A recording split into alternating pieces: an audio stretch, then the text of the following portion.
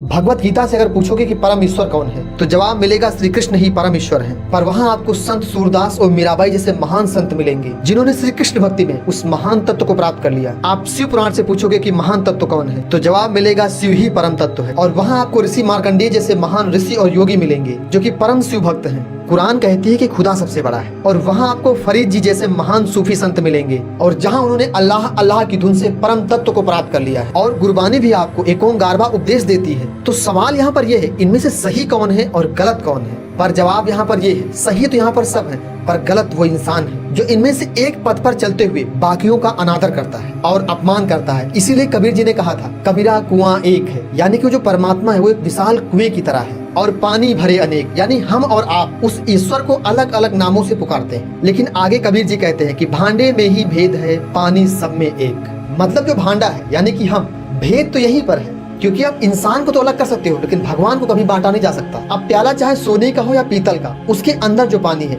वो तो सिर्फ प्यासी बुझाएगा। लेकिन अगर हम यहाँ इस बात पर लड़ने लग जाएं कि किसका प्याला बेहतर है तो ना ही हम पानी पी पाएंगे और ना ही प्यास बुझा पाएंगे। जैसे दुनिया में हर जगह पर अलग अलग भोजन खाया जाता है, लेकिन कभी भी हम किसी और से इस बात पर लड़ने तो नहीं जाते कि आप हमारी तरह भोजन क्यों नहीं करते, क्योंकि हमें तो पता है कि चाहे भोजन अलग अलग हो पर उसकी भूख और हमारी भूख एक जैसी है। हो सकता है वह ब्रेड खाकर अपनी भूख मिटा रहा हो और हम रोटी खाकर, लेकिन उसका जो असर होगा हमारी बॉडी पर वो एक जैसा होगा। इसलिए हमारी पेट की भूख तो मिट जाती है लेकिन हमारी परमार्थ की भूख तो कभी मिट ही नहीं पाती।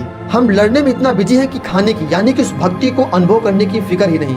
कबीरा कुआं एक है, पानी भरे अनेक, भांडे में ही भेद है, पानी सब में एक।